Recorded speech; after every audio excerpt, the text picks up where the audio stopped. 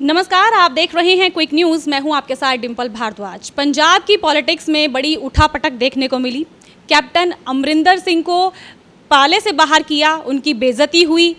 लेकिन क्या कुछ रहा इस पॉलिटिक्स के भीतर की बातें जानने के लिए आज हम पहुंचे हैं अकाली दल मास्टर तारा सिंह ग्रुप के प्रेसिडेंट जसविंदर सिंह मलसिया के पास। उनसे हम जानेंगे कि आखिर पंजाब की पॉलिटिक्स के अंदर क्या उठापटक हुई जिसकी वजह से आज कांग्रेस मुंह की खा रही है, क्योंकि जसविंदर जी पंजाब से ताल्लुक़ रखते हैं, वहाँ की पॉलिटिक्स को ज़मीनी तौर पर जानते हैं। तो बात करते हैं जसविंदर जी से और कोशिश करते हैं समझने की कि आखिर क्रोनोलॉजी आखिर वहाँ पर किस तरह की चल रही है। जसविंदर जी, कैप्टन बहुत समय से इस बात से नाराज़ चल रहे थे कि मीटिंग का जो दौर शुरू हुआ था विधायकों की, उससे नाराज़ थे और वो चाह रहे थे कि इस तरह की मीटिंग ना हो, क्योंकि उनको महसूस हो रहा था कि उनकी बेइज्जती हो रही है, इस चीज़ के अंदर उनका अपमान हो रहा है। पहली बात तो आप इस चीज़ को कैसे देखते हैं, और कैप्टन को मतलब एक पाले से निकाल कर फेंक दिया है, अपनी टीम से निकाल कर फेंक दिया है कांग्रेस ने, तो इस पर आप क्या कहना चाहेंगे? पहले तो सबको वाहिगुरू जी का खालसा, वाहिगुरू जी की फतेह। जो पंजाब में पीछे उठापटक हुई है वो बिल्कुल गलत हुई है। अभी मुख्यमंत्री बदलने की कोई ज़रूरत ही नहीं थी। 5-6 महीने इस इलेक्शन में रह गए हैं, तो हमें कोई इसकी ज़्यादा इतनी जल्दी ज़रूरत नहीं थी कि मुख्यमंत्री को एकदम आनन फानन में बदला जाए। दूसरी बात ये थी कि झगड़ा सिद्धू और कैप्टन का था। दोनों की आपसी भीतर की जंग चल रही थी पहले, जो बाद में बाहर आई, लोगों के सामने जग जाहिर हुई। तो उस जंग को अगर आप देखते हो तो उस जंग में कांग्रेस को बहुत बड़ा नुकसान हुआ है पंजाब में। मेरे हिसाब से वो नुकसान की भरपाई नहीं हो पाएगी इतनी जल्दी, जितनी जल्दी चुनाव हम देख रहे हैं। दूसरी बात ये थी कि झगड़ा था, पंजाब प्रदेश का भी था। जब कांग्रेस ने पंजाब प्रदेश का प्रधान नवजोत सिंह सिद्धू को बना दिया था तो सीएम बदलने की मेरे हिसाब से कोई ज़रूरत नहीं थी। अब मैं लीडरशिप की बात करूं तो फिर कहीं मेरे घर में ही टमाटर ना पड़ जाएं, या मेरे घर में ही ना कुछ लोग इकट्ठे हो के आ जाएं, जैसे कपिल सिब्बल के यहाँ पड़े हैं। तो कपिल सिब्बल का बयान को अगर आप देखते हो तो कपिल सिब्बल ने कुछ ऐसा कहा है कि फैसले लेने वाला कौन है, क्योंकि अभी एक्टिंग प्रेसिडेंट है कांग्रेस के पास। जब से राहुल गांधी ने अपना इस्तीफ़ा दिया है तो अभी वहाँ पे कोई एक्टिव प्रेसिडेंट नहीं, एक्टिंग प्रेसिडेंट है। तो मेरे हिसाब से कुछ बात गलत नहीं थी, तो उनके घर में भी पत्थर वत्थर पड़ गए और टमाटर पड़ गए, जो कि ऐसा डेमोक्रेसी है। डेमोक्रेसी का मतलब ये नहीं कि हर आदमी को बात रखने का हक है। मुझे भी है, आपको भी है, इनको भी है, सबको है। तो मैं नहीं समझता कि किसी कोई अपनी बात रखे तो उसको ये खतरा लगे कि मैंने आज बात कर दी तो मैं कल जिंदा रहूँगा कि नहीं रहूँगा। तो ये नहीं होना चाहिए। और दूसरी बात, सिद्धू थोड़ा सा लड़कपन में रहते हैं। सिद्धू को थोड़ा मैच्योर होने की ज़रूरत है, क्योंकि पंजाब पॉलिटिक्स को अगर वो समझते हैं तो वो ऐसा ना करते जैसा उन्होंने किया है। पहली बात, सिद्धू की आप बात करें तो पहले हम ये समझ लेते हैं कि पहले सिद्धू कांग्रेस में थे, फिर उन्हें कांग्रेस को छोड़ भाजपा का हाथ थामा, फिर भाजपा का दामन छोड़ फिर वो कांग्रेस के अंदर आए और एक बार फिर से उन्होंने कांग्रेस पार्टी से इस्तीफा दे दिया। लेकिन उन्होंने ये भी कहा कि हम पार्टी के साथ रहेंगे, पार्टी का समर्थन करेंगे, पार्टी के लिए काम करेंगे। वहीं दूसरी ओर फिर अमित शाह के साथ जाके मिलाते हैं। तो किस तरह से देखते हैं आप इनका ये जो दल बदलने का जो दौर है, इसको किस तरह से देखते हैं आप? देखिए, दल बदल तो आजकल फ्लोर क्रॉसिंग तो चल रही है। कोई टीएम से निकल के बीजेपी में जा रहा है, कोई बीजेपी से निकल के टीएम में जा रहा है, कोई कांग्रेस से निकल के। हाँ, ज़्यादातर देखा जाए कि कांग्रेस को लोग ज़्यादा छोड़ रहे हैं। जो रेशो है आने जाने का आ कम रहे हैं, ज़्यादा रहे हैं कांग्रेस से।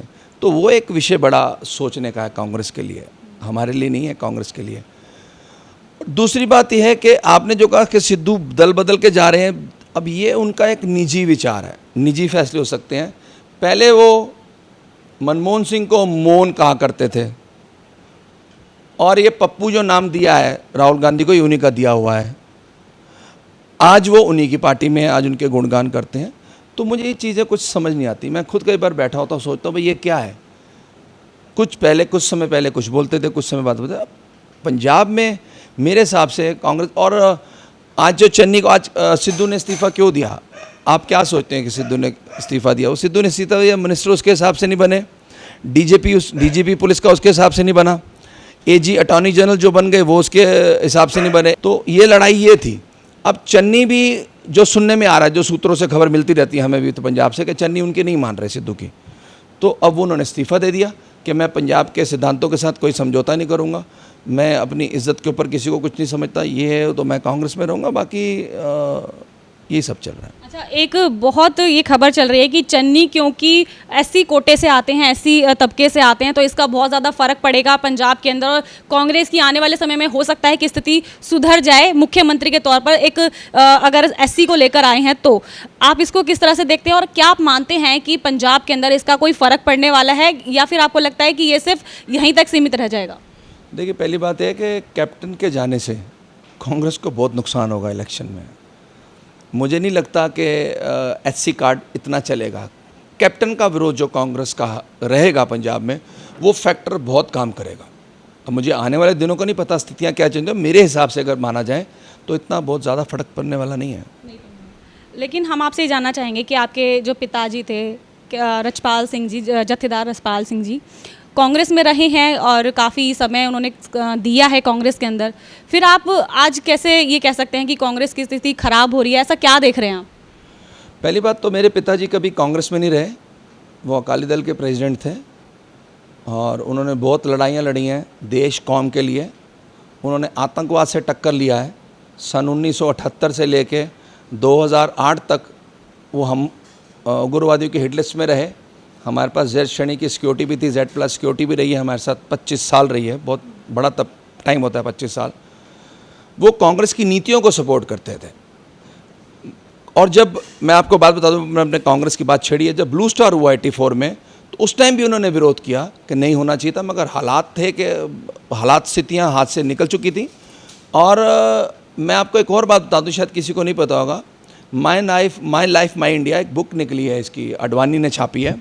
उसके अंदर उसने खुद बोला है कि इंदिरा जी ब्लू स्टार नहीं चाहती थी, हम उनको इंसिस्ट करते थे पार्लियामेंट में कि आप क्या कर रही हैं बैठ के, हम उन पर दबाव बनाते थे कि ब्लू स्टार होना चाहिए। जो ब्लू स्टार तो ऑपरेशन बाद में मिला कि आप एक्शन क्यों नहीं ले रही हैं। तो ये माई लाइफ माई इंडिया में लिखा हुआ है, ये मैं नहीं कहता, और आप चाहें तो किताब पढ़ लीजिए।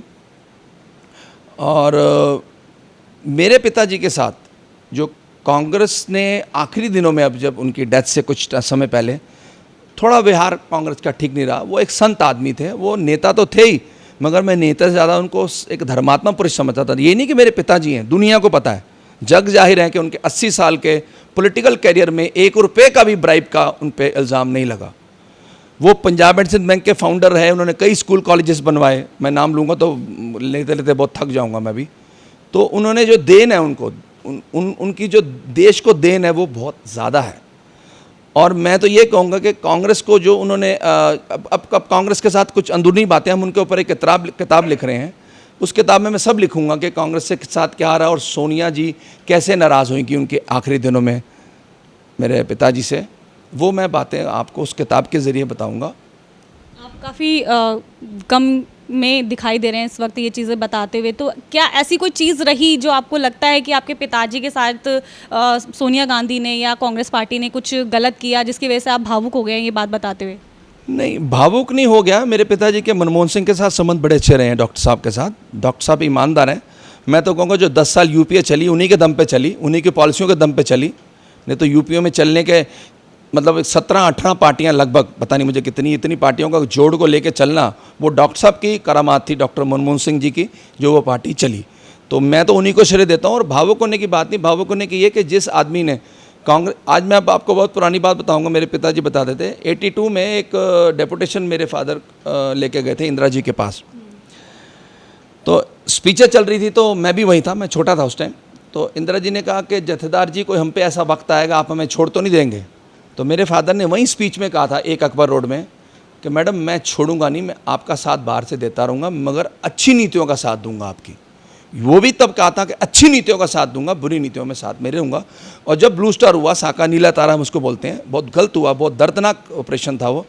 उसके बाद उन्होंने कांग्रेस से हल्की सी दूरियाँ भी बनाई उस टाइम। मगर क्या हुआ कि सिख इतने तबाह बर्बाद हो चुके थे, दिल्ली के अंदर बेघर हो चुके थे कि उनके पास रहने को जगह नहीं थी। राजीव जी प्रधानमंत्री बने, उनसे उनकी मुलाकातें हुई। तिलक विहार जो एक कॉलोनी है, विडो कॉलोनी आबाद हुई, वो मेरे पिताजी के टाइम ही आबाद हुई, राजीव गांधी को कह के। तो लोगों के भले के लिए उन्होंने जहाँ विरोध करना था मैं विरोध भी किया, जहाँ लोगों के भले के लिए काम करने थे वो कांग्रेस के पास गए, कांग्रेस के पास जाते थे और अपने काम के लिए नहीं गए, लोगों के काम के लिए गए। और ये सब हिंदुस्तान के लोग जानते हैं। जसविंदर जी, आप पंजाब को भी बहुत अच्छे से जानते हैं और कांग्रेस के बहुत करीबी भी रहे हैं आप लोग।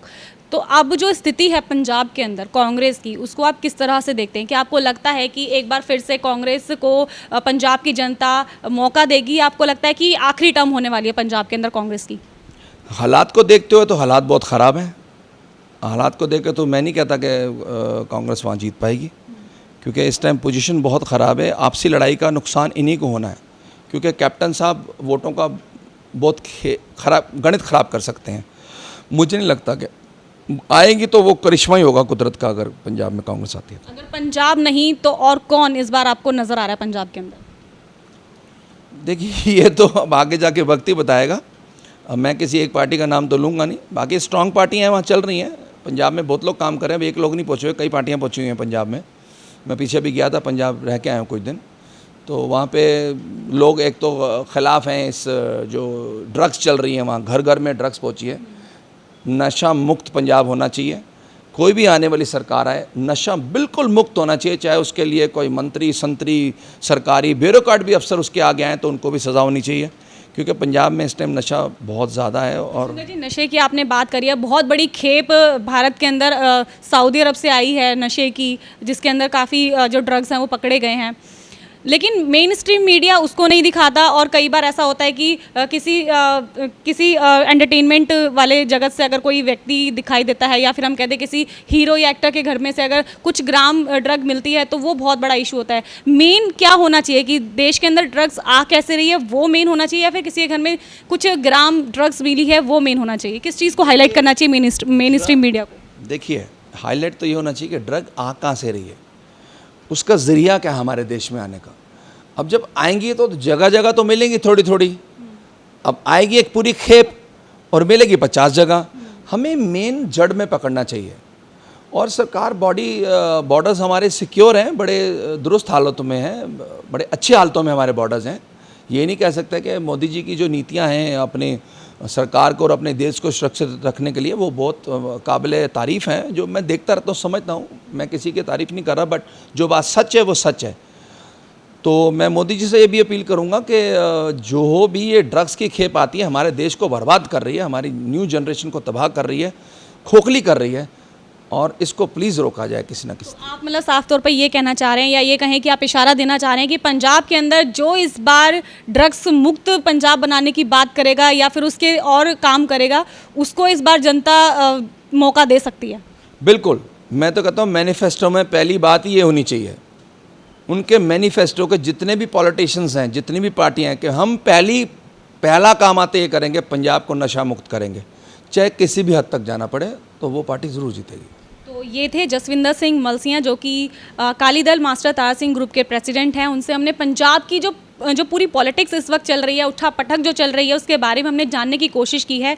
हमें उम्मीद है कि आपको हमारी ये चर्चा काफ़ी पसंद आई होगी। अगर आपको हमारी चर्चा पसंद आई है तो इस वीडियो को लाइक कीजिएगा और कमेंट में हमें ज़रूर करके ये बताएं कि आप ऐसी और चर्चाएं किन मुद्दों पर चाहते हैं, ताकि हम जसविंदर जी के पास आएँ और मुद्दों को हम आपके सामने लेकर आएँ।